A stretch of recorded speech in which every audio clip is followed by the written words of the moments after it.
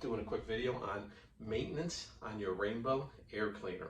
So when you're done, just pull the water out, throw the dirt into the toilet or throw it outside of your house. There's no filters that you have to replace. So when you're done, just dry the water reservoir completely till it's completely dry. Now when you put it back and you're getting ready to put it away in the closet, the only thing you want to do is just leave it open, just like that. And what it does, it airs out the water reservoir. That's number one.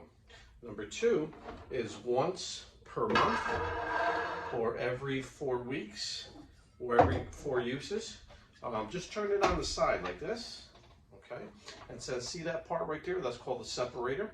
And what that does, that separates the air from the water and the water from the motor. With one finger, just pull the wrench out.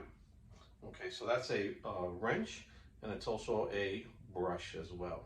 So you take that nut, it's on the holding the separator together. Take the nut off, and what you want to do is just brush it out with water and soap and make it all new. Very important, especially on this model.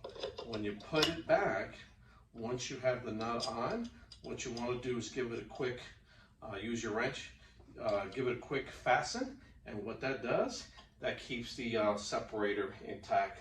It does spin real fast, so that's why you want to make sure that it's on there firmly, and there it is. So those are the two maintenance of the machine. Is number one is empty out the water reservoir. When you're finished, dry it out. Just leave the machine open, okay, that's number one. And number two, turn the machine on the side every month and take out that separator cup, which is underneath right there. And that's the only two things that you have to do for maintenance-wise. You guys have a great day. Any questions you have, reach out to me. I'm the Rainbow Man.